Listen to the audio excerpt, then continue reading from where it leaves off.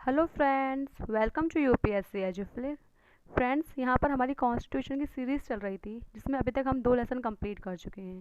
पहले लेसन में हमने कॉन्स्टिट्यूशन के इंट्रोडक्शन और उसके पार्ट्स के बारे में जाना था, तथा दूसरे लेसन में हमने जाना था शेड्यूल्स के बारे में और अपेंडिक्स के बारे में। आज बारी आती है प्रेम्बल की। अब मैं आपको समझाऊंगी आगे कि कॉन्स्टिट्यूशन की प्रेम्बल आखिर होती क्या है। लेकिन इससे पहले फ्रेंड्स मैं आपको बताना चाहती हूँ कि जो शेड्यूल की सीरीज़ ली थी ना, वो मैंने सिर्फ इंग्लिश में ली थी। हिंदी वाली सीरीज़ मैंने आपसे कहा था कि मैं बाद में लूँगी। लेकिन फ्रेंड्स मुझे ये फील हुआ कि हिंदी और इंग्लिश में एक्चुअली कोई डिफरेंस नहीं होता, क्योंकि मैटर तो सारा वही रहता है जो समझाना है। बस डिफरेंस होता है तो वर्ड्स का डिफरेंस होता है। जैसे किसी वर्ड को हिंदी में मतलब हिंदी में धर्मनिरपेक्ष बोला जाता है तो इंग्लिश में बोला जाता है सेकुलर। हिंदी में समाजवादी बोला जाता है तो इंग्लिश में बोला जाता है सोशलिस्ट। तो बस इसका डिफरेंस रहता है। तो इससे फ्रेंड्स ये होगा कि अब मैं जो सीरीज़ लूँगी ना आगे, वो साथ में ही लिया करूँगी, हिंदी और इंग्लिश साथ में समझा दिया करूँगी आपको, क्योंकि इससे आपको भी बेनिफिट होगा और मुझे भी होगा। क्योंकि ऐसा होता है कि जो लेसन मैं पहली बार मैं लेती हूँ ना, उसमें जितनी भी नॉलेज होती है मैं सब कुछ डाल देती हूँ उसमें, जितनी मेरे पास होती है। तो सेकंड लेसन में हो सकता है कि ऐसा ना हो, क्योंकि उसी चीज़ के बारे में लेसन बना रहे हैं, तो हो सकता है हमारा माइंड हमसे ये बोलता है कि ऑलरेडी हम कर चुके हैं। तो ऐसा कुछ हो सकता है कि कुछ बातें मैं सेकंड वाले लेसन में भूल जाऊँ। तो इससे फ़ायदा ये होगा कि आपको हिंदी इंग्लिश में साथ में समझाने का फ़ायदा ये होगा कि आपको सब कुछ साथ में समझ में आएगा। तो फ्रेंड्स, इसी लेसन में मैं प्रेम्बल के बाद में आपको जो हिंदी वाली शेड्यूल्स की सीरीज़ रह गई थी ना, वो थोड़ी सी बता दूंगी कि हिंदी हिंदी में कैसे समझाना है उसे।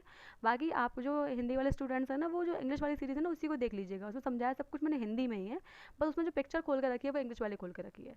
तो इसलिए बस यही डिफरेंस है। तो इसमें मैं आगे वो भी समझा दूंगी। अभी हम बात करते हैं अपने प्रेम्बल की। इसमें मैं प्रेम्बल हिंदी इंग्लिश दोनों में कवर करूँगी। देखिए फ्रेंड्स, ये वाली मेरी हिंदी वाली इंग्लिश की प्रेम्बल है, और नीचे मैंने इसकी इंग्लिश में वो हिंदी वाली प्रेमल भी लिख के रखी है। देखिए फ्रेंड्स, ये रही। ठीक है, तो अब हम बात करते हैं अपने प्रेमल के बारे में। सबसे फ्रेंड्स हम ये देख लेते हैं कि प्रेमल आखिर होता क्या है। एक्चुअल में फ्रेंड्स, प्रेमबल जो होता है ना, वो एक तरीके का इंडेक्स है। किसका इंडेक्स है? कॉन्स्टिट्यूशन का इंडेक्स है, जिसमें हमको ये बताया गया है कि कॉन्स्टिट्यूशन में हमारी क्या क्या बातें कही गई हैं। इस पूरे कॉन्स्टिट्यूशन में जो बातें कही गई ना, प्रेमबल उसका जिस्ट बोल सकते हो आप। क्योंकि जो जो चीज़ें, जो जो एम्स, जो जो हमारे क्या कहते हैं डायरेक्शंस हमारा कॉन्स्टिट्यूशन हमें आगे जाकर दे रहा है बड़े बड़े आर्टिकल्स के रूप में, वो सब एक छोटे से सिंपल से वर्ड प्रेम्बल में लिख दिया गया है। जैसे आप कोई लेसन पढ़ते हो तो उसका इंडेक्स होता है। इंडेक्स क्या बताता है? इंडेक्स ये बताता है कि हमारे अंदर की कॉपी में क्या आने वाला है, हमारे अंदर की किताब में क्या आने वाला है। सेम इसी तरीके से प्रेम्बल क्या बताता है कि हमारे कॉन्स्टिट्यूशन में क्या आने वाला है, आगे हम इसमें क्या पढ़ने वाले हैं या इसके बारे में क्या जानने वाले हैं। हमारा कॉन्स्टिट्यूशन हमको क्या डायरेक्शंस देता है, क्या बताता है, क्या उसकी एम्स हैं, क्या उसके ऑब्जेक्टिव्स हैं, क्यों उसको बनाया गया है कॉन्स्टिट्यूशन को, वो सब हमें प्रेम्बल में मिल जाएगा। छोटे से पेज में बहुत कम लैंग्वेज में हमको पूरे का पूरे कॉन्स्टिट्यूशन का एक सार मिल जाएगा, एक समरी मिल जाएगी पूरे पूरे कॉन्स्टिट्यूशन की। ठीक है, तो इसको पढ़ना बहुत ज़रूरी होता है। अगर आप प्रेम्बल को पढ़ लेंगे ना, तो समझ लीजिए अपने कॉन्स्टिट्यूशन का जो बेसिक फीचर है वो तो ऑलरेडी समझ लिया है, क्योंकि सारी बेसिक बातें इसमें लिखी गई हैं। बस फ़र्क इतना है कि उसको एक एक लैंग्वेज, एक एक वर्ड में एक्सप्लेन कर दिया गया है। अब उस वर्ड के जो पीछे की बातें हैं ना, वो मैं आपको यहाँ समझाऊंगी, तो आप समझ जाएंगे कि हमारा कॉन्स्टिट्यूशन किस ऑब्जेक्टिव पे बेस है, उसके जो प्रिंसिपल्स हैं वो क्या है। तो चलिए फ्रेंड्स, हम स्टार्ट करते हैं। सबसे पहले मैं आपको कॉन्स्टिट्यूशन प्रेम्बल पढ़ के ही सुना देती हूँ। फ्रेंड्स देखिए, ये हमारी प्रेम्बल दे रखी है, द कॉन्स्टिट्यूशन ऑफ इंडिया की प्रेम्बल। ठीक है, ये रही हमारी प्रेम्बल। अब हम पढ़ते हैं आगे इसमें क्या लिखा है। देखिए फ्रेंड्स, इसमें लिखा है we the people of India. जिस वर्ड्स में मैं अंडरलाइन कर रही हूँ ना, वो ध्यान से सुनिएगा। We the people of India, ये वाला वर्ड बहुत इंपॉर्टेंट है। We the people of India having solemnly resolve to constitute India into a, किस में कॉन्स्टिट्यूट कर रहे हैं इंडिया को हम? Sovereign, socialist, secular, democratic and republic. किस में हम लोग इसको कॉन्स्टिट्यूट कर रहे हैं अपने इंडिया को? सॉवरेन में। सॉवरेन वर्ड याद रखना फ्रेंड्स, सोशलिस्ट वर्ड याद रखना, सेकुलर याद रखना, डेमोक्रेटिक याद रखना एंड रिपब्लिक याद रखना। ठीक है, एंड क्या कर रहे हैं आगे? And to secure to all citizens, हम अपने सिटीजन्स को सिक्योर कर रहे हैं। किसके लिए सिक्योर कर रहे हैं? किस चीज़ के लिए सिक्योर कर रहे हैं? जस्टिस। क्या? जस्टिस। कैसी justice? Social justice, economic justice and political justice. Okay, उसके बाद में हम क्या कर रहे हैं? उसके बाद में हम लिबर्टी दे रहे हैं अपने सिटीजन को। क्या दे रहे हैं? लिबर्टी दे रहे हैं। किस किस की लिबर्टी दे रहे हैं? थॉट्स की लिबर्टी दे रहे हैं, एक्सप्रेशन की लिबर्टी दे रहे हैं, बिलीफ की लिबर्टी दे रहे हैं, फेथ की लिबर्टी दे रहे हैं, वर्शिप की लिबर्टी दे रहे हैं। ठीक है, इसके बाद क्या कर रहे हैं? इसके बाद हम कर रहे हैं इक्वलिटी दे रहे हैं अपने सिटीजन को। क्या दे रहे हैं? इक्वलिटी। अब इक्वलिटी भी किस तरीके की दे रहे हैं? स्टेटस की भी दे रहे हैं और अपॉर्चुनिटी की भी दे रहे हैं। एक स्टेटस की दे रहे हैं और अपॉर्चुनिटी की दे रहे हैं। इसके अलावा क्या कर रहे हैं? इसके अलावा हम प्रमोट कर रहे हैं। क्या प्रमोट कर रहे हैं हम? जो हम लोग सिटीजन्स हैं ना, उनके बीच में हम क्या प्रमोट कर रहे हैं? हम प्रमोट कर रहे हैं फ्रेटर्निटी। क्या प्रमोट कर रहे हैं? फ्रेटर्निटी प्रमोट कर रहे हैं। उससे क्या एश्योर होगा? अगर हम फ्रेटर्निटी को प्रमोट कर रहे हैं तो इससे एश्योर क्या होगा? इससे एश्योर होगा डिग्निटी ऑफ द इंडिविजुअल। जो इंडिविजुअल है, जो ह्यूमन बीइंग है, उसकी उसकी डिग्निटी मेंटेन होगी। इससे क्या होगी, उसकी डिग्निटी मेंटेन होगी। इसके अलावा क्या होगा, इसके अलावा यूनिटी एंड इंटीग्रिटी मेंटेन होगी, किसकी, नेशन की। इंटीग्रिटी किसकी, इंटीग्रिटी और यूनिटी किसकी, किसकी हमारी क्या कहते हैं एश्योर होगी, नेशन की एश्योर होगी। ठीक है, अब आगे हम बात आगे पढ़ते हैं। इन आवर कॉन्स्टिट्यूएंट असेंबली, हमारी जो कॉन्स्टिट्यूएंट असेंबली थी, this 26 day of November, date याद रखिएगा फ्रेंड्स, क्या लिखी है इसमें, 26 day of November 1949, 26 day of November 1949, ये मेन वर्ड, इसको याद रखिएगा बहुत सारा। ठीक है, आगे लिखा है डू हेयर वाई अडॉप्ट, हम क्या कर रहे हैं, इसे अडॉप्ट कर रहे हैं। फिर क्या कर रहे हैं, इनेक्ट कर रहे हैं। और उसके बाद क्या कर रहे हैं, इसे गिव कर रहे हैं। ठीक है, किसको गिव कर रहे हैं, टू अवर सेल्फ, किसको, अवर सेल्फ, खुद को ही, खुद को ही हम क्या कर रहे हैं, गिव कर रहे हैं दिस कॉन्स्टिट्यूशन, हमने खुद को ये कॉन्स्टिट्यूशन दिया है। ठीक है, अभी मैंने केवल आपको पढ़ के सुना दिया है, बस सिंपली आपको ये मैंने हमारी जो प्रेम्बल है वो पढ़ के सुना दी है। अब ऐसे मैं आपको हिंदी में पढ़ के सुना देती हूँ, क्या लिखा है इसमें। फ्रेंड्स, हिंदी में इसको बोला जाता है उद्देश्य का, प्रेम्बल को बोला जाता है उद्देश्य का। भारत का संविधान उद्देश्य का है। ठीक है, भारत का संविधान क्या है, उद्देश्य का है। ठीक है, अब पढ़ते हैं। हम भारत के लोग, जैसे मैंने वहाँ अंडरलाइन किया था ना, we the people of India, ऐसे हमको यहाँ अंडरलाइन करना, हम भारत के लोग भारत को क्या बना रहे हैं, संपूर्ण प्रभुत्व संपन्न, क्या बना रहे हैं, संपूर्ण प्रभुत्व संपन्न। सॉवरन को बुलाया था संपूर्ण प्रभुत्व संपन्न। उसके बाद क्या बना रहे हैं, समाजवादी, सोशलिस्ट को बुलाया था समाजवादी। उसके बाद बना रहे पंथ निरपेक्ष, सेकुलर। उसके बाद बोला गया लोकतंत्रात्मक गणराज्य, डेमोक्रेटिक, लोकतंत्र मतलब डेमोक्रेटिक और गणराज्य मतलब रिपब्लिक। ठीक है, अब उसके बाद क्या कर रहे हैं हम, बनाने के लिए, उसको बनाने के लिए मतलब ये जो चीज़ें हैं ना, ये हम अपनी कंट्री को बनाने वाले हैं, ये जो चीज़ें लिखी हैं हम अपनी कंट्री को बनाने वाले हैं। ठीक है, और उसके समस्त नागरिकों को, और जो भी नागरिक हैं इंडिया के, उसको क्या देने वाले हैं, उसको सामाजिक, आर्थिक और राजनीतिक न्याय देने वाले हैं। क्या देने वाले हैं, न्याय देने वाले हैं, लेकिन किस तरीके का, सामाजिक न्याय देने वाले हैं, आर्थिक न्याय देने वाले हैं और राजनीतिक न्याय देने वाले हैं। ठीक है, इसके अलावा क्या देने वाले हैं, स्वतंत्रता देने वाले हैं। क्या देने वाले हैं, स्वतंत्रता। स्वतंत्रता किसकी देने वाले हैं, विचार की स्वतंत्रता, उसकी अभिव्यक्ति की स्वतंत्रता, उसके विश्वास की स्वतंत्रता, उसके धर्म की स्वतंत्रता, उसकी उपासना की स्वतंत्रता। हम इतनी तरीके की क्या देने वाले हैं, उसे स्वतंत्रता देने वाले हैं। ठीक है, उसके बाद हम उसे क्या दे रहे हैं, समता दे रहे हैं। क्या दे रहे हैं, समता मीन्स इक्वलिटी दे रहे हैं। स्वतंत्रता मतलब क्या था, हमें लिबर्टी था, न्याय मीन्स क्या था, जस्टिस था। ठीक है, तो अब हम उसे क्या दे रहे हैं, समता दे रहे हैं। क्या समता दे रहे हैं, किसकी, प्रतिष्ठा की समता दे रहे हैं और अवसर की भी समता दे रहे हैं। ठीक है, प्रतिष्ठा की समता भी दे रहे हैं और अवसर की समता भी दे रहे हैं। प्राप्त कराने के लिए, उसको क्या करा रहे हैं, प्राप्त कराने के लिए, तथा उन सब में व्यक्ति की गरिमा, उन सब में क्या करना है हमको, व्यक्ति की गरिमा और राष्ट्र की एकता और अखंडता को ध्यान रखना है। क्या रखना है, व्यक्ति की गरिमा मेंटेन रहे, व्यक्ति की जो इंडिविजुअल की डिग्निटी है वो मेंटेन रहनी चाहिए, और राष्ट्र की एकता और अखंडता, एकता मतलब यूनिटी और अखंडता मतलब उसकी इंटीग्रिटी, ये मेंटेन होनी चाहिए। ठीक है, सुनिश्चित करने वाली बंधुता, बंधुता मतलब फ्रेटर्निटी, सुनिश्चित करने वाली क्या, बंधुता, बढ़ाने के लिए, क्या कर रहे हैं, इसको बढ़ाने के लिए हम क्या कर रहे हैं, अब दृढ़ संकल्प हो रहे हैं, हम दृढ़ संकल्प हो रहे हैं, हम परसिस्टेंट हो रहे हैं, हम निश्चित कर रहे हैं इस बात को, क्या कर रहे हैं, अपनी इस संविधान सभा में, जो संविधान सभा आती है उस टाइम पे ये बात कही गई है, अपनी इस संविधान सभा में क्या कर रहे हैं हम, आज तारीख किसको, तारीख 26 नवंबर 1949, देखिए फ्रेंड्स इसमें इसी में लिखा हुआ है। ठीक है, 26 नवंबर इंग्लिश में इसमें लिखा हुआ है, जो हमारी इंग्लिश लैंग्वेज होती है ना उसमें लिखा हुआ है 26 नवंबर 1949। ये 1949 वर्ड हिंदी में नहीं लिखा गया, इसमें 1949 हिंदी में लिखा है तो वो नहीं लिखा गया। ठीक है, अब इसको हम क्या बोलते हैं, इस डेट को, मिति मार्गशीर्ष शुक्ला सप्तमी, मिति मार्गशीर्ष शुक्ला सप्तमी संवत 2006 विक्रमी। ठीक है, ये बात इसमें कही गई है। को एतद द्वारा क्या कर रहे हैं, एतद द्वारा इस संविधान को क्या कर रहे हैं, हम अंगीकृत कर रहे हैं। क्या कर रहे हैं, अंगीकृत कर रहे हैं। अंगीकृत मतलब क्या था, अडॉप्ट कर रहे हैं। अधिनियमित कर रहे हैं मतलब क्या, इनेक्ट कर रहे हैं। और साथ में क्या कर रहे हैं, आत्मार्पित कर रहे हैं, गिव कर रहे हैं। ठीक है, अब हम बात करते हैं, हमने ये पढ़ लिया, ये सब हमने केवल डिटेल को समझा लिया कि क्या चीज़ें हैं इसके अंदर, ये वर्ड्स का मतलब क्या है, ये अब आपको समझाएंगे हम। ठीक है, तो समझ में आ गई हिंदी और इंग्लिश में कि हमारे उद्देश्य का है। फ्रेंड्स, आपको हमारी प्रेम्बल है, हमारे उद्देश्य का आपको याद होनी चाहिए। इसके जो वर्ड्स है ना, लाइन से याद होने चाहिए आपको, कि लिबर्टी कितने तरीके की है, जस्टिस कितने तरीके की, ये सब मैं अभी आपको समझाऊंगी। ठीक है, मैं आगे बढ़ती हूँ उसमें। देखिए फ्रेंड्स, सबसे पहले हम बात करते हैं, देखिए ये रहा, सबसे पहले हमने जो वर्ड पढ़ा था ना, we the people of India, तो हमारे जो प्रेम्बल को अथॉरिटी दे रहा है, जो अथॉरिटी दे रहा है, जो प्रेम्बल को जो अधिकार दे रहा है कि वो इतना बड़ा काम कर पाए, जो हमारे पूरे इंडिया को मेंटेन कर पाए, वो अथॉरिटी कौन दे रहा है इंडिया को, वो दे रहे हैं इंडिया के पीपल्स, पीपुल्स ऑफ इंडिया, इसलिए मैंने आपको बोला था कि वो वर्ड ध्यान से याद करना, ठीक है। अथॉरिटी का सोर्स क्या है प्रेम्बल का? अथॉरिटी का सोर्स है पीपल है इंडिया के, जो अथॉरिटी का सोर्स है प्रेम्बल की। प्रेम्बल को अथॉरिटी कौन दे रहा है? कौन उसको अधिकार दे रहा है कि हर काम जो गलत है वो उसको रोक सके? कौन दे रहा है? पीपल्स, हम लोग उसको अधिकार दे रहे हैं, ठीक है। इसके अलावा इंडिया का नेचर, इंडिया की जो कॉन्स्टिट्यूशन है उसका नेचर कैसा है? उसका नेचर है सॉवरेन। कैसा नेचर है उसका? सॉवरेन नेचर है उसका, सोशलिस्ट नेचर है उसका, सेकुलर नेचर है उसका, डेमोक्रेटिक नेचर है उसका, रिपब्लिक नेचर है उसका। याद रखना नेचर कितने तरीके की तरह क्या है इसमें? नेचर दे रखा है 5 तरीके की। मतलब ये उसके प्रिंसिपल्स है जिसमें हमारा कॉन्स्टिट्यूशन हमारा आगे जाकर बेस होने वाला। पूरा का पूरा कॉन्स्टिट्यूशन सार है ना, वो आपको इन्हीं वर्ड्स में दिखाई दे जाएगा, इन्हीं पूरे वर्ड्स में दिखाई दे जाएगा आपको कॉन्स्टिट्यूशन का सार। जो सारे वर्ड्स दे रखे हैं ना, ये सारे वर्ड्स आपको दिखाई देंगे कि कहीं ना कहीं किसी न किसी आर्टिकल में किसी न किसी रूप में आ रहे होंगे। ये सारे वर्ड्स किसी न किसी आर्टिकल में किसी न किसी रूप में आ रहे होंगे। पूरा का पूरा जो संविधान है, पूरा का पूरा जो कॉन्स्टिट्यूशन है, वो हमारा इन्हीं प्रिंसिपल पर बेस्ड है। अब बात करते हैं ऑब्जेक्टिव क्या है हमारे कॉन्स्टिट्यूशन के। ऑब्जेक्टिव है जस्टिस प्रोवाइड करवाना। काय की जस्टिस? लिबर्टी प्रोवाइड करवाना, इक्वलिटी प्रोवाइड करवाना, फ्रेटर्निटी प्रोवाइड करवाना। ये हमारे ऑब्जेक्टिव्स हैं कि हमको अपने इंडिया सिटीजन को ये प्रोवाइड करवाना है, कैसे भी करवाना है लेकिन ये प्रोवाइड करवाना है, ठीक है।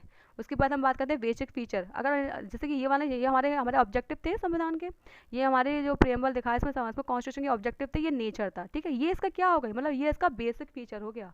मतलब क्या? ये आपका इसका बेसिक फीचर का मतलब ये है कि ये कभी चेंज नहीं होना चाहिए। इसका जो रियल वाला नेचर है, जो अंदर से निकल के इसका नेचर आता है कॉन्स्टिट्यूशन का, वो ये नेचर है। क्या नेचर है? ये वाला नेचर। मतलब ये इसके अंदर वाला नेचर है, ये बिल्कुल चेंज नहीं होना चाहिए। इसमें लिखा भी गया है कि जो कॉन्स्टिट्यूशन का बेसिक फीचर है ना, वो can not be amended by the article 368।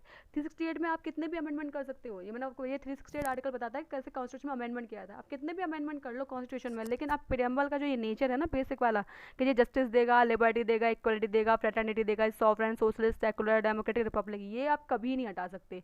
आप कितने भी इसमें अमेंडमेंट ले आइए, कितने भी इसमें एक्ट ले आइए, लेकिन जिसमें ये चीज़ें नहीं होंगी ना, वो एक्ट किसी मतलब का नहीं होगा। समझ में आ गया? ये इसका बेसिक फीचर नहीं होना चाहिए। मान लो इक्वलिटी को उन्होंने हटा के कुछ और लिख दिया, नहीं, इक्वलिटी मेंटेन रहनी चाहिए, इसका लिबर्टी मेंटेन रहनी चाहिए। ऐसा नहीं होगा कल को आके कोई बोल दे कि नहीं हम लिबर्टी नहीं देंगे इंडिया के लोगों को, नहीं, ये इसका बेसिक फीचर है, ये कभी भी चेंज नहीं हो सकता, ठीक है। और बेसिक फीचर को सही मायने में ये है कि बार बार कौन डिसाइड करता है? सुप्रीम कोर्ट डिसाइड करता है। बेसिक फीचर ये कभी चेंज नहीं हो सकता, ना कॉन्स्टिट्यूशन का और ना प्रेम्बल का। और इसको डिसाइड कौन करेगा? इसको डिसाइड करेगा सुप्रीम कोर्ट कि बेसिक फीचर आखिर क्या है, किस पे हमारा कॉन्स्टिट्यूशन बेस्ड है। और इसमें कुछ वर्ड्स लिखे हुए हैं कि इन पर हमारा कॉन्स्टिट्यूशन साफ साफ बेस्ड दिखाई दे रहा है आपको, ठीक है। तो याद रखना फ्रेंड्स कि बेसिक फीचर को कभी भी अमेंड नहीं किया जा सकता, चाहे हम लोग आर्टिकल 360 को कितना भी फॉलो क्यों ना कर लें, ठीक है। अब बात करते हैं, देखिए प्रेम्बल ली कहाँ से की थी। प्रेम्बल जो है ना वो ऑब्जेक्टिव रिजोल्यूशन पे बेस्ड है। किस पर बेस्ड है? ऑब्जेक्टिव रिजोल्यूशन में, जो कि किसने दिया था? पंडित जवाहरलाल नेहरू ने दिया था। किसने दिया था? पंडित जवाहरलाल नेहरू ने। जब हमारे सामने जब कॉन्स्टिट्यूशन असेंबली बनी थी ना, उस टाइम पे जब बात कही गई थी कॉन्स्टिट्यूशन का हम लोग अपना ड्राफ्ट करेंगे, उस टाइम पे पंडित जवाहरलाल नेहरू ने हमको ऑब्जेक्टिव रिजोल्यूशन दिया था कि हमारे जो प्रेम्बल है ना उसके क्या ऑब्जेक्टिव होने चाहिए। और उसको अडॉप्ट किसने किया था? उसको अडॉप्ट किया था हमारी कॉन्स्टिट्यूएंट असेंबली ने, और उसी के बेसिस पे हमारे पूरा का पूरा प्रेम्बल या पूरा का पूरा कॉन्स्टिट्यूशन बना हुआ है, ठीक है। अब ये फ्रेंड्स क्या था कि ऑब्जेक्टिव रिजोल्यूशन क्या था? ये भी हमारा बेस था किस पे? यूएन चार्टर पे बेस था। ये किस पे बेस था? यूएन चार्टर, यूएन का चार्टर है ना, उस पर बेस था ऑब्जेक्टिव रिजोल्यूशन। और ऑब्जेक्टिव रिजोल्यूशन में क्या बेस था? हमारी प्रेम्बल बेस्ड है, ठीक है। अब यूएन चार्टर भी किसी पे बेस था, वो किस पे बेस था? यूएसए कॉन्स्टिट्यूशन पे। किस पे बेस था? यूएसए कॉन्स्टिट्यूशन में, क्योंकि जो फर्स्ट टाइम प्रेम्बल आई थी ना वो यूएसए कॉन्स्टिट्यूशन में ही आई थी। याद रखिएगा, फर्स्ट टाइम किस में प्रेम्बल आई थी? यूएसए कॉन्स्टिट्यूशन में आई थी। तो देखिए सबसे पहले क्या था? सबसे पहले था यूएसए की कॉन्स्टिट्यूशन, ठीक है। उसके बाद कौन आया? उसके बाद आया यूएन चार्टर। यूएन चार्टर के बाद में क्या आया? Objective resolution. क्या आया? Objective resolution. उसके बाद में क्या आया? हमारी प्रेम्बल आई। अब याद हो गया आपको अच्छे से? देखिए पहले क्या आया था, फिर से बता देती हूँ मैं आपको। पहले आया था यूएसए के कॉन्स्टिट्यूशन, ठीक है। उसके बाद में क्या आया? उसके बाद में आया यूएन का चार्टर, ठीक है, यूएनसी, ठीक है। उसके बाद में क्या है? उसके बाद में आया ऑब्जेक्टिव रिजोल्यूशन, ठीक है। उसके बाद में क्या है? उसके बाद हमारी प्रेम्बल आई, ठीक है। तो लाइन से ही चल रहा है पूरा सीरीज। अब आगे बात करते हैं हम। देखिए फ्रेंड्स, इसमें 3 केस आए थे जो कि बहुत मोस्ट इंपॉर्टेंट है, आपको अच्छे से याद रखना। प्रेम्बल की जब भी बारी आती है तो आपको ये चीज़ याद रखनी है। फर्स्ट केस था हमारा बेरूबारी केस। बेरूबारी केस में ये बोला गया कि क्या प्रेम्बल कॉन्स्टिट्यूशन का पार्ट है? इसमें क्वेश्चन उठ के आएगा, क्या प्रेम्बल के बेस पे हम किसी भी जो आर्टिकल को आर्टिकल करें, किसी भी लॉ को खारिज कर सकते हैं? किसी भी लॉ को हम लोग वैलिड इनवैलिड बोल सकते हैं क्या प्रेम्बल के बेस पे? तो उस टाइम पे ये बोला गया, सुप्रीम कोर्ट ने डिसीजन दिया कि नहीं, प्रेम्बल कॉन्स्टिट्यूशन का पार्ट नहीं है। तो इसलिए प्रेम्बल के बेस पे हम किसी भी लॉ को इनवैलिड नहीं बोल सकते हैं, ठीक है।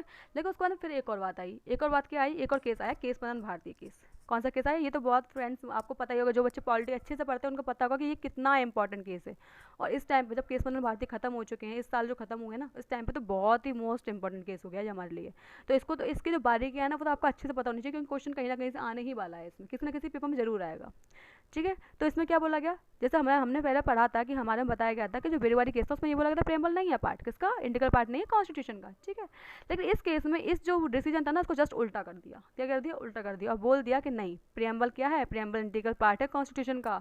जब प्रेम्बल कॉन्स्टिट्यूशन में रखी गई है तो उसका इंटीग्रल पार्ट है, उसके बेसिस पे हम किसी भी लॉ का इनवैलिड बोल सकते हैं, क्योंकि प्रेम्बल आकर क्या है, प्रेम्बल समरी है पूरी कॉन्स्टिट्यूशन की। तो जो समरी है उसमें बेसिक फीचर्स जो दिए रखे हैं, तो उसके जो क्या कहते हैं रिस्पेक्ट में हम किसी भी लॉ का इनवैलिड नहीं बोल सकते, क्या बोल सकते हैं, क्योंकि अगर हमारा बेसिक लॉ ही फॉलो नहीं हो रहा है, अगर हमारा बेसिक फीचर ही फॉलो नहीं हो रहा है कॉन्स्टिट्यूशन, तो फायदा क्या है कॉन्स्टिट्यूशन का। इसलिए उस टाइम पे सुप्रीम कोर्ट ने अपना डिसीजन तो दिया था पहले वाले केस में, उसको चेंज कर दिया, बिल्कुल 180 डिग्री शिफ्ट कर दिया था बिल्कुल। कहाँ बोला था इंटीग्रल पार्ट नहीं है, और कहाँ आप बोल दो ना बिल्कुल इंटीग्रल पार्ट है, उसके बेसिस पे हम लोग सब लॉ को मेकिंग भी करेंगे और लॉ को इनवैलिड भी बोल सकते हैं। उसके बाद में फिर एक और केस आया, इसके बाद फिर एक और केस क्या आया, एक और केस आया LIC of India. LIC of India ने बिल्कुल मोहर लगा दी, थप्पड़ लगा दिया इस पर कि yes, preamble is the part of constitution, preamble constitution का पार्ट है, ठीक है।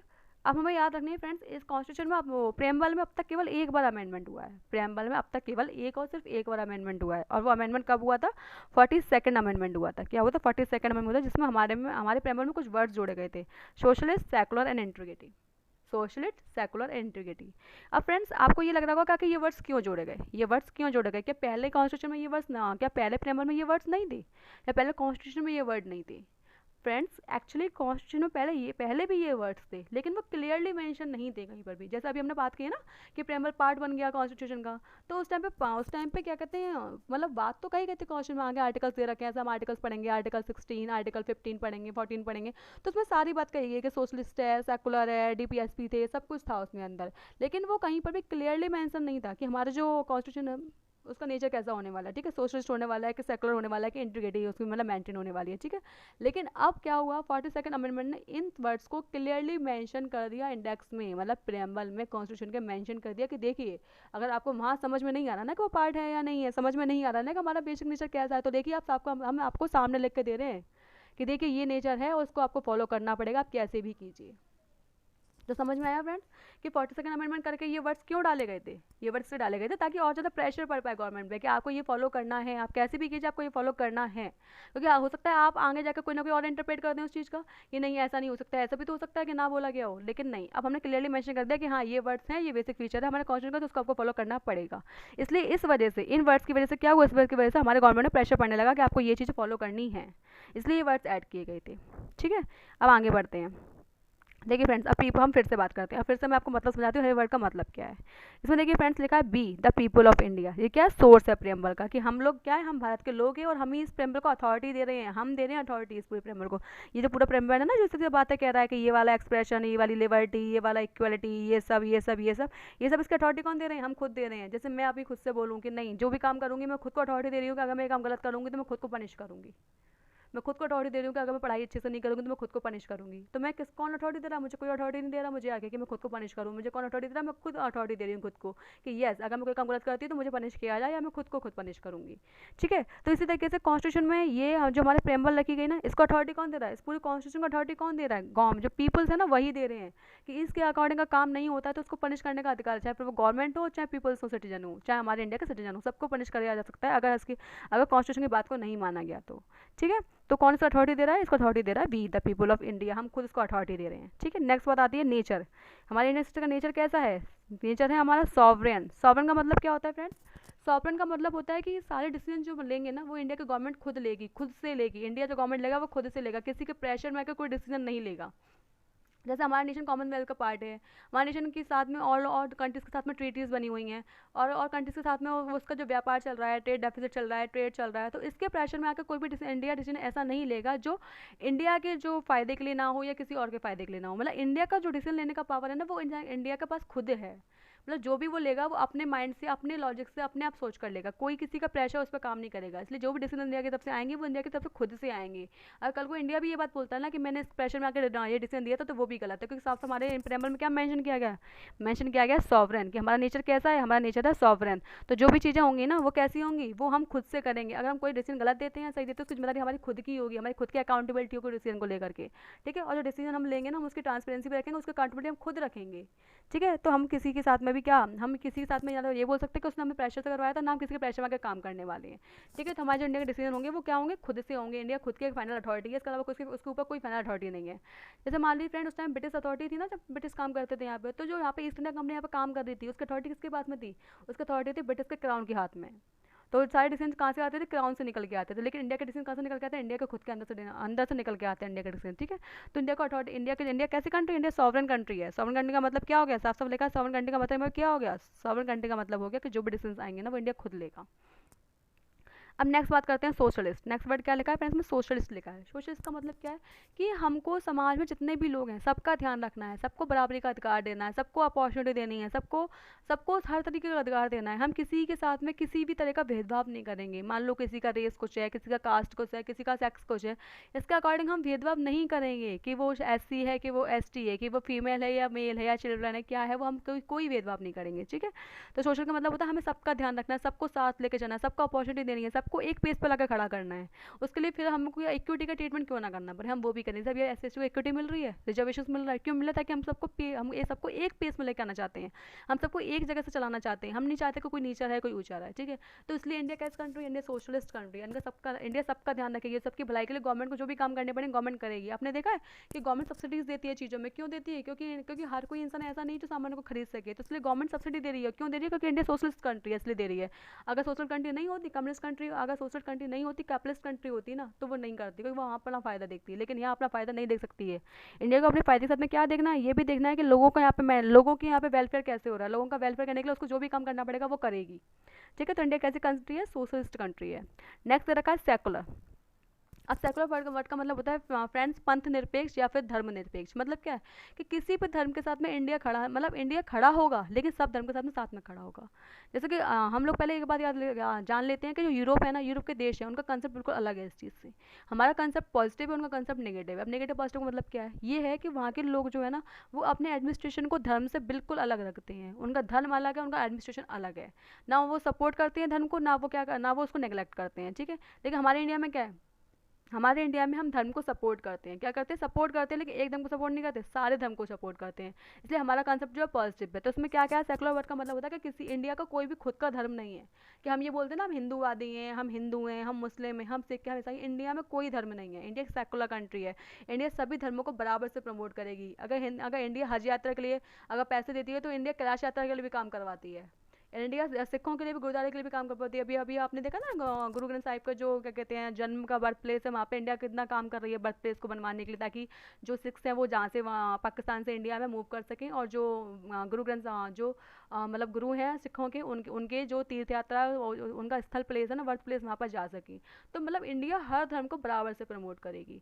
ऐसा कोई धर्म नहीं होगा जिसके लिए इंडिया ज़्यादा काम करेगी और किसी धर्म के लिए कम काम करेगी, या किसी धर्म के लिए बिल्कुल काम नहीं करेगी। बराबर से प्रमोट करेगी। कि टैक्स लेगी तो सबको देगी, अगर टैक्स लेगी तो सबसे लेगी, अगर नहीं लेगी तो किसी से नहीं लेगी, अगर प्रमोट करेगी तो सबको प्रमोट करेगी। तो यही है सेकुलर वर्ड का मतलब, कि इंडिया जो है ना वो सेकुलर कंट्री है। इंडिया का कोई खुद का धर्म नहीं है। इंडिया के स्टेट का कोई खुद का धर्म नहीं है, सारे धर्म उसके लिए बराबर है। ठीक है, उसके बाद बात आती है डेमोक्रेटिक की। डेमोक्रेटिक का मतलब क्या होता है, इंडिया जो अपने गवर्नमेंट्स के लोग हैं ना उसको खुद चुनेगी, उसके पीपल्स खुद चुनेंगे। इसलिए दिया गया ना universal adult franchise. Adult franchise का मतलब कहते हैं कि फ्रेंड्स मतलब समझिए इसका, यूनिवर्सल एडल्ट फ्रेंचाइज। फ्रेंचाइज का मतलब क्या होता है, फ्रेंचाइज का मतलब होता है वोट देना।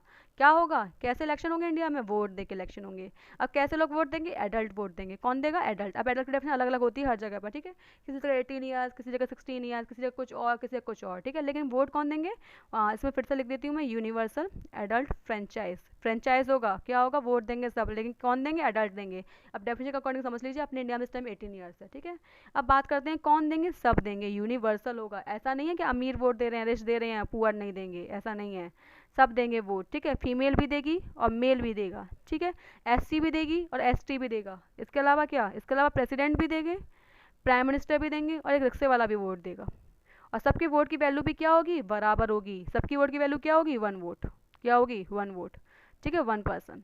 अब वो पर्सन कोई भी क्यों ना हो, चाहे प्राइम मिनिस्टर हो और चाहे हम लोग हो, आप लोग हो। ठीक है, चाहे फिर वो पर्सन प्रेसिडेंट हो इंडिया का, चाहे फिर वो प्रेसिडेंट की लड़की हो, चाहे फिर हम लोग हो, चाहे फिर रिक्शे वाला हो, चाहे फिर ऑटो वाला हो, चाहे फिर बस कंडक्टर, मतलब कुछ भी XYZ, सब लोगों की वोट की वैल्यू कितनी है, 1 है। ऐसा नहीं है कि प्राइम मिनिस्टर अपनी ही सीट के लिए जाके मतलब वोट दे रहे तो उनकी वोट की वैल्यू 10 मानी जाएगी और हमारी वोट की वैल्यू 1 मानी जाएगी। नहीं, सबकी वोट की वैल्यू 1 ही है। ठीक है, इसके अलावा कोई फीमेल है या कोई मेल है तो मान लो फीमेल की वैल्यू तो 1 कर दी और मेल की वैल्यू 2 कर दी, नहीं ऐसा भी नहीं है। सबकी वैल्यू क्या है, एक ही है। सबकी वोट की वैल्यू क्या है, 1 वोट है। फीमेल को मेल को बराबर का वोट देने का अधिकार है। बस फर्क इतना, बस वो कंडीशन क्या लागू है, कंडीशन ये है कि एडल्ट होना चाहिए, वो 18 ईयर से ऊपर होना चाहिए अपने इंडिया के रेस्पेक्ट में, ठीक है। इसके अलावा क्या है, अगर कोई SC है, अगर कोई ST है तो वोट नहीं देगा, नहीं ऐसा नहीं है, सब वोट देंगे, ठीक है। चाहे फिर वो OBC हो, चाहे जनरल हो, कोई भी क्यों ना हो, सब वोट देंगे, ठीक है। इसके अलावा कुछ भी ले लीजिए आप, किसी भी रेस्पेक्ट में ले लीजिए जहाँ पर डिस्क्रिमिनेशन होता है, सब जगह वोट देने का अधिकार है। देखिए जो इलेक्शन होते हैं ना, वो ट्राइबल एरियाज में भी होते हैं और नॉर्मल एरियाज में भी होते हैं। ट्राइबल एरियाज में ट्राइबल लोग भी वोट देते हैं, उनको भी अधिकार है अगर वो मेंशन है लिस्ट में। तो अगर वो लिस्ट में मेंशन है, जो अपने हम लोग की जो सेंसस होता है उसमें मेंशन है ना, तो वो भी वोट दे सकते हैं अगर वो 18 ईयर्स को हो जाए, वोट देते हैं। ऐसा नहीं देते, वो हमारी मर्जी होती है, हम जाके देने वाले नहीं देने वाले, कि हम लोग को अधिकार दिया गया कि हमको वोट देना चाहिए। क्योंकि यूनिवर्सल फ्रेंचाइज में बहुत मुश्किलों से हमारे पास में आया, पता नहीं कितनी कंटिन्यूस के लिए तो बहुत बात तक भी लड़ाई की है, ठीक है। तो मतलब ये है डेमोक्रेटिक का मतलब क्या था कि सब लोग वोट देंगे, सबकी वोट की वैल्यू क्या होगी, बराबर होगी, और जो गवर्नमेंट चुनी जाएगी ना वो चुनकर भेजी जाएगी। कैसे भेजी जाएगी, चुनकर भेजी जाएगी। ऐसा नहीं है कि मोनार्की होती है यहाँ पे, मतलब कि प्रेसिडेंट के बाद में उसकी फैमिली का कोई मेंबर बन जाएगा या प्राइम मिनिस्टर के बाद में उसकी फैमिली का कोई मेंबर बन जाएगा, ऐसा नहीं है। चुन के लोग आएंगे जिनको हम चुन के भेजेंगे, ठीक है। इसके बाद बात आती है रिपब्लिक की। रिपब्लिक का मतलब होता है कि हेड ऑफ द स्टेट। क्या होता है, हेड ऑफ द स्टेट। कि इंडिया का हेड कौन चुनेगा, head of the state. Head of the state भी कौन चुनेगा, इंडिया के लोग ही चुनेंगे। देखो यहाँ पे बात थी फ्रेंड्स गवर्नमेंट ऑफिशियल, सारे लोगों की, गवर्नमेंट के जितने भी एम्प्लॉयज, मतलब ये कि हम मतलब वो नहीं जो हम बात कर रहे हैं ऑफिसर की, वो तो मेरिट से जाते हैं। वहाँ पे भी देखो आप लोग देखते हो अपॉर्चुनिटी का बिल्कुल बिल्कुल ध्यान रखा जाता है। मतलब ऐसा नहीं कि कोई जा सकता है, कोई, सब लोग जा सकते हैं उस पोस्ट पे अगर वो कैपेबल हैं तो। लेकिन डेमोक्रेटिक का मतलब मान लीजिए आप जैसे MP ML चुने जाते हैं ना, तो उस केस की बात हो रही है। लेकिन अब यहाँ पे बात हो रही है रिपब्लिक की, कि हेड ऑफ द स्टेट कौन है। जैसे अपने इंडिया में हेड ऑफ द स्टेट कौन है, PM है, ठीक है, PM है। तो ये कैसे चुने जाते हैं, ये लोगों के द्वारा चुने जाएंगे। ये ऐसा नहीं है मोनार्की सेटअप कर दी कि मतलब PM के बाद उनके बेटा PM बनेगा या उसके बाद उसकी उसकी लड़की PM बनेगी, उनकी फैमिली का कोई मेंबर PM बनेगा, नहीं। मोनार्की नहीं है अपने इंडिया का, क्या है, रिपब्लिक है। चुनकर ही भेजेंगे हम, फिर चाहे कोई भी क्यों ना बने, हमने जिसको वोट दिया है वो बनेगा, ठीक है। तो ये बात था रिपब्लिक का। तो आपको समझ में आ गया फ्रेंड्स कि हमारे इंडिया का नेचर कैसा है। इंडिया का नेचर हमारा सॉवरेन है, सेकुलर सोशलिस्ट है, सेकुलर, डेमोक्रेटिक और रिपब्लिक है। देखो याद रखना, सोशलिस्ट वर्ड, सेकुलर वर्ड पहले नहीं थे, जोड़े गए हैं। किससे जोड़े गए हैं, 42nd अमेंडमेंट से जोड़े गए हैं, ठीक है। उसके बाद फिर हम बात करते हैं जस्टिस की। हमारे यहाँ 3 टाइप की जस्टिस दी है। जस्टिस का मतलब पहले क्या होता है, जस्टिस का समझ लीजिए। जस्टिस का मतलब होता है कि सबको बराबरी से रखना, सबको न्याय देना। मतलब किसी का कुछ भी गलत हो रहा है ना, तो उसके लिए लॉ होने चाहिए ताकि उस इंसान को जो उसने गलत किया उसको पनिशमेंट दिया जा सके।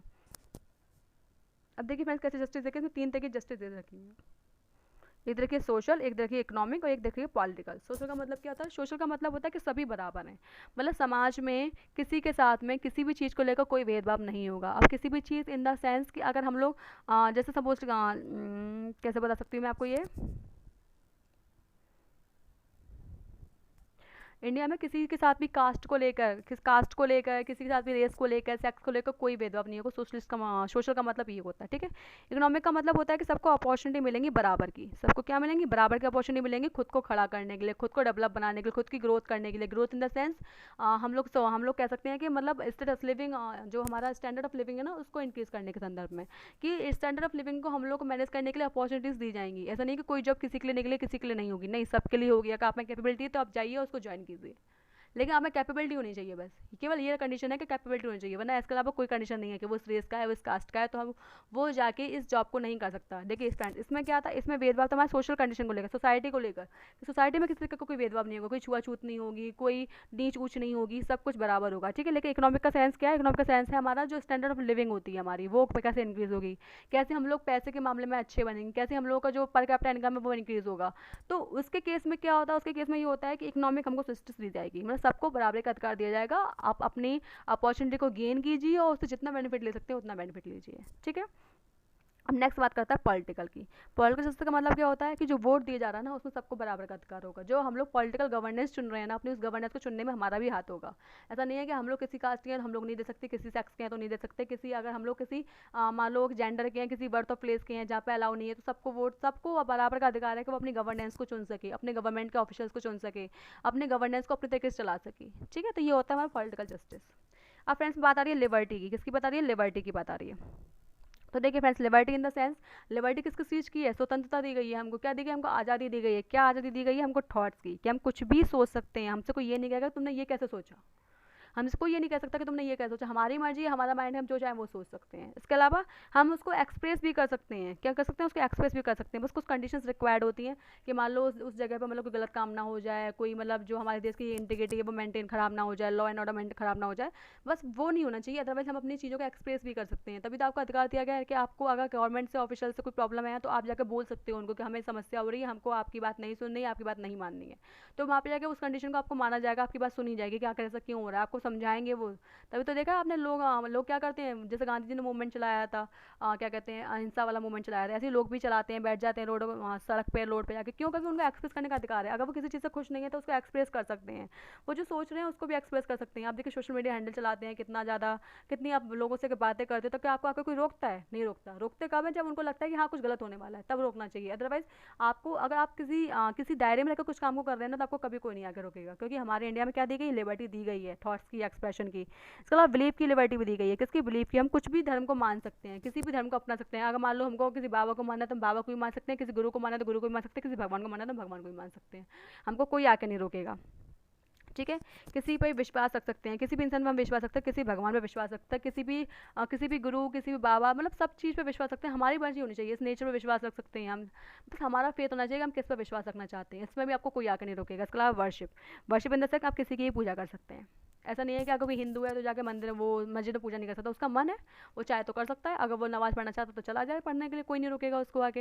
इसके अलावा कोई मंदिर, कोई मुस्लिम है तो वो मंदिर में जा सकता है, ऐसा कोई भी नहीं। आप देखते हैं ना आजकल दीपावली, होली सब लोग मनाते हैं, ईद ईद हो गया। इसके अलावा मतलब क्या कहते हैं, गुरु सिख की जो पूजा पाठ होता है, क्रिसमस होता है, सब लोग सेलिब्रेट करते हैं, नहीं करते हैं? कोई रोकता है कि हमको आगे कि आप हिंदू आप कैसे कर रहे हो, आप मुस्लिम हो आप कैसे कर रहे हो? नहीं रोकता। क्यों? क्योंकि हमको अधिकार है, हम कैसे भी पूजा कर सकते हैं। हम मूर्ति पूजा चाहे तो मूर्ति पूजा कर सकते हैं, हम चाहें तो किसी जगह तालाब के किनारे पूजा कर सकते हैं, अगर हम चाहें तो केवल मन में भगवान का नाम लेकर ही पूजा कर सकते हैं। हमारे वर्शिप का तरीका हमारा खुद का होगा, हमें कोई नहीं रोकेगा। बस फर्क इतना है कि इसमें कंडीशन रिक्वायर्ड होती है।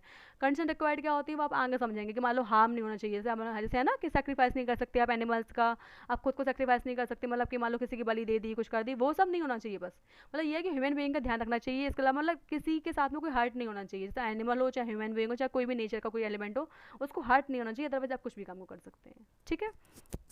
इसके बाद बात की गई है फ्रेंड्स इक्वलिटी की। इक्वलिटी कैसे दी गई? इक्वलिटी दी गई है हमको किसकी? स्टेटस की, कि आपको स्टेटस मेंटेन करना है। अगर आप किसी SC ST के बंदे हैं, कोई फीमेल है, तो ऐसा नहीं है कि आप अपना स्टेटस मेंटेन नहीं कर सकते, आपको वो अधिकार नहीं है, आपको अधिकार है। अगर आप में कैपेबिलिटी है तो आप अपॉर्चुनिटी को गेन कीजिए और जाकर अपने स्टेटस को मेंटेन कीजिए, अपने स्टेटस को बढ़ाइए। जैसे SC ST पहले बहुत ज़्यादा नीचे पोजीशन पे आते थे, लेकिन आज देखिए कितने लोग ऑफिसर्स बन गए हैं, कितने लोग मान लो कि मतलब PM बन गए, कितने लोग प्रेसिडेंट बन गए हैं, कितने लोग सामने आकर खड़े हो गए, MP MLA बन गए, उनका उनका स्टेटस ऑफ लिविंग बीइंग कितना बढ़ गया है, उनका स्टेटस मेंटेन होगा, सोसाइटी में उनका स्टेटस बढ़ गया है, ठीक है। तो ऐसा नहीं था कि अगर वो नीचे थे वो नीचे ही रहेंगे, नहीं, अगर वो उठ सकते हैं तो वो उठ के सामने आए और गवर्नमेंट को सपोर्ट भी करेगी, ठीक है।